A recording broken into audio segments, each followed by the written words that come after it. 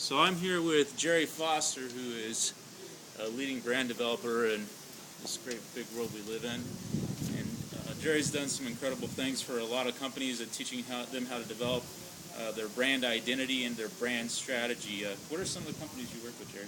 Well, I started out with Procter & Gamble, and P&G, as you know, sort of created branding. They were the original company that came up with the whole idea of marketing brands to the consumer as opposed to regular products or services on a consumer packaged goods level.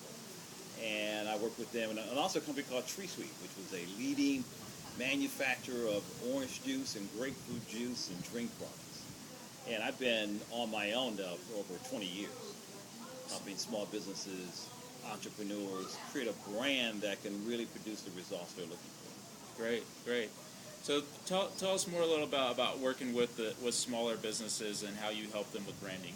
The main thing I do is I take someone who's got a terrific service or a great product, and I show them how to position it so that it stands out and gets noticed for it being something that's unique, so that people will then want to buy the brand because they feel they're getting something they can't get anywhere else. Right. And one of the keys there, though, is just showing someone that it's all about differentiating yourself. It's all about standing out. It's all about getting noticed and being remembered, and all of that for the reasons that matter to the consumer.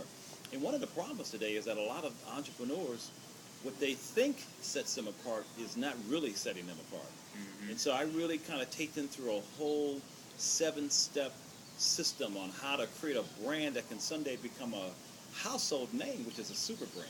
Mm-hmm. Yeah, and you know, part of that is differentiating yourself so well that you just make the competition irrelevant. Absolutely, because if you could differentiate yourself in a way that puts you in blue ocean territory, mm-hmm. where you're in an uncluttered market space as opposed to red ocean, which is market space that's cluttered, now you're just a commodity. And so I tell my entrepreneurs, students, and clients all the time, there's water and then there's Evian. There's razor blades and there's Gillette. There's cake mixes and Betty Crocker. Which do you want to be? Exactly, exactly. So, you know, having so much experience in branding and done it for so long, you know, a few years ago, before the recession, people handled business differently. You know, what was that like? You know, go back, you know, to 2007. Sure. How were people doing things in branding? I think the consumer might have been a little more trusting and a little more willing to try something that was new to them. And I think the effect of the recession, along with things that have just happened in society as a whole, has caused a level of mistrust and indifference to the entrepreneur that may not have been there 4 years ago. Mm-hmm. And so the key today is to be able to overcome that kind of inertia, that kind of resistance on a part of the buyer who, for the most part, doesn't really care about how great your product or service is. What they really want to know is, why should I trust you? Why should I believe in your brand?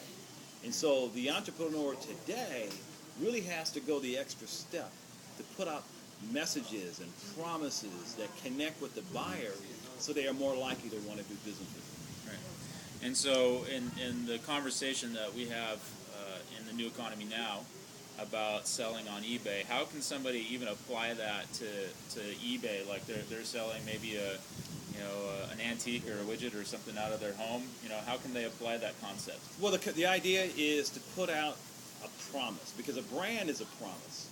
It's a mark of trust. It's giving people a compelling, differentiating reason to do business with you. So if you've got something on eBay, you have to understand that they're comparing you to other choices. So you've got to give them something that sticks to their hearts, that connects with their brain, that says, buy me, buy me, buy me now.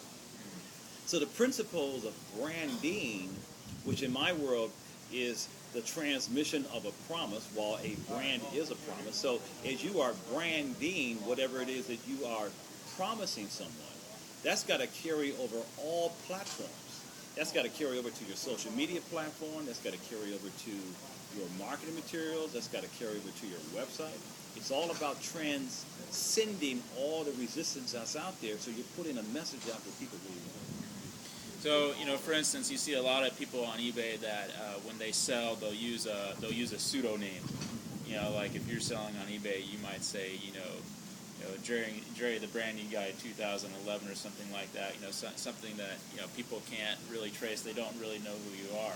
And one of the things that I recommend people do on eBay is to actually use your real name. Yes.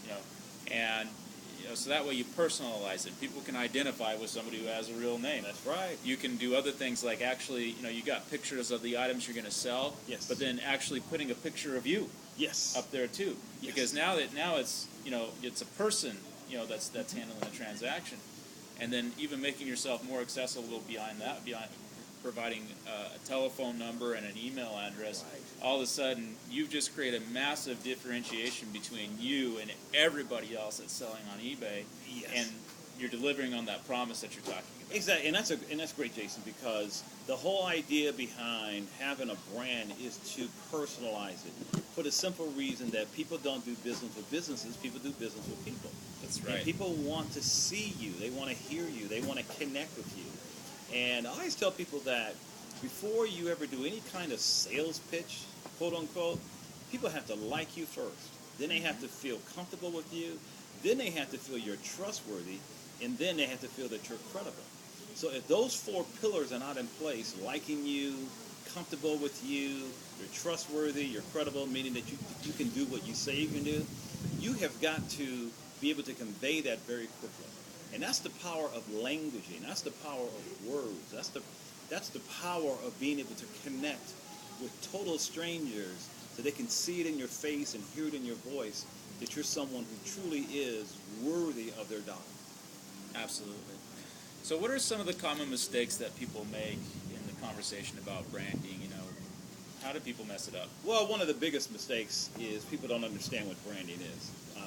For most people, they think, oh, branding, that's having a logo and pretty colors and the right fonts and the right symbols and the right name and all of that. That's all image work. The heart of branding is strategy. And as you know, Jason, that's what I am. I'm a brand strategist. Separate from a brand designer who does logos, package design, and that sort of thing. So I'm the kind of person, and I tell entrepreneurs this all the time, that if you're going to build a house, you start with the architect, and the architect creates a blueprint, passes it on to the builder brings in the contractors, right? The painter, the electrician, and the carpenter. In my world, I create the brand architecture for that business owner. And that's step one. You got to create the architecture first, and then we can pass it on to what's called a creative team. So my painter and electrician and carpenter in my world is, okay, you do the packaging, you do the logo, you do the social media, you do the website, you do the internet marketing, you do the PR, you do the marketing materials, and on and on and on. But we're all on the same page. So many business owners, they get into trouble, number one, not understanding what branding is. Number two, they put the cart before the horse. They want to jump to the marketing phase. Right? So that's like the painter and the rest of them coming in on the project going, wait a minute, you want us to put up a roof, but there's no walls, there's no foundation, there's no studs in place. Oh, you skipped the architectural phase. Right. So if you do that, you're going to have a house that collapses. Same thing in business. You're going to create a business that just collapses because you are out of sequence. So it's all about sequence. It's all about following the right steps. Right. So in an example of that, like for instance, if somebody was selling on eBay, and let's say that they wrote out all their marketing material, but there is nothing there that the customer could identify with, on a personal level. Like, Correct. Who is this person that I'm buying from? How can I trust them? How do I know them? Are they a man, woman, an alien, dog, or cat? It's like there's like a real disconnect. Total right disconnect. there. And so then you go write your marketing material. Here, I'm selling my, whatever it is, and they don't, they don't trust you. They don't trust you, and that's really what it's about. It's about creating trust. It's all about trust. It's all about trust and bonding and connecting, right? You have to be able to engage someone. You have to be able to connect. You have to be able to inform them of what you have to offer. But that as you are informing them, you are what? Communicating value, unique value. So the impression you're making is called, wow, I'd be crazy not to do business with you. Number two, I can't get this anywhere else. Because you've got something that's totally unique. So your languaging is a big part of that, because if you start putting out messages that for the most part, people have heard that before, the same old stuff. Oh, we got great service. We got a great product. We promise to have fast, friendly follow-up. We'll solve whatever problems you may have. All that sounds like warmed over cabbage to me. It's been there, heard that before, bought the t-shirt, the mug, even got the DVD. You're not saying anything special, right? So the idea here is to make sure that you come up with words that resonate, that are meaningful and relevant, that convey uniqueness. Awesome. Yeah, that's really good stuff.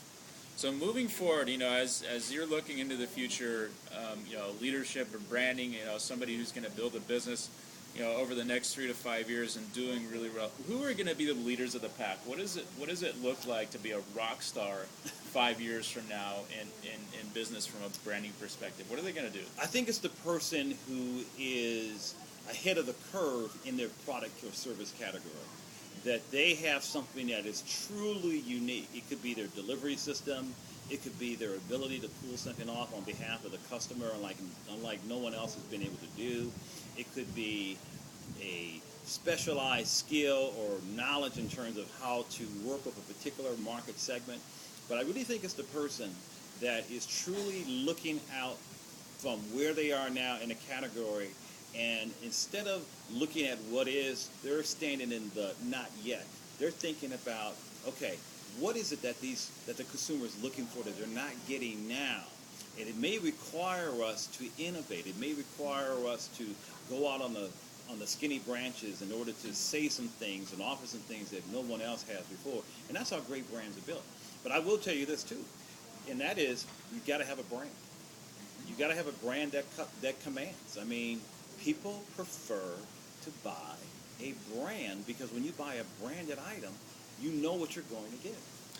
There's an expectation associated with that brand and its performance, and it's up to you as an entrepreneur to articulate that. I was watching the news the other day, and there was a yogurt shop that made a ice cream flavor, a frozen yogurt flavor, and they used Lady Gaga's name in the title. Ooh. Did she approve it? No, she sued them. She actually wow. sued them. Oh dear. Because the concept of personal branding Yes. has gotten so big. Now, Lady Gaga, she delivers a product of music, Yes. but that personal brand image is so important in that industry that just the mere fact that they used it in the title of ice cream was enough for legal ramifications. Wow. And so the point it delivers is that the impact of having a solid, strong brand name, personal brand name that people recognize, even if it's the name Lady Gaga, or you don't have to like her music to appreciate that point. Oh, I mean, I'll give you some great examples, classic examples. Ben and Gerry's ice cream. I mean, when they started that ice cream company, as it grew into what's called a super brand, a household name, mega brand, global brand, their values, their passions, all the things that made them up in terms of leadership attributes are extenuated and reflected through their ice cream. So as the company grows, even as they're adding on employees and associates and they've got retail outlets, the buyer, the consumer, is basically feeling like, you know what, I'm connecting with these two guys. So Ben & Gerry's is a great example of to what you just said about taking your personal name and branding it and making it a part of what you offer. Michael Dell's done that with Dell Computers, right? That's Bill a great. Gates. Bill Gates, of course, has done it. I mean, the list goes on and on of the power of standing behind who you are. Martha Stewart's done it. And even though Martha Stewart went to prison, she had all those problems, she rejuvenated her brand and got right back in the marketplace. Mm-hmm. Yeah, my wife is a big Rachel Ray fan.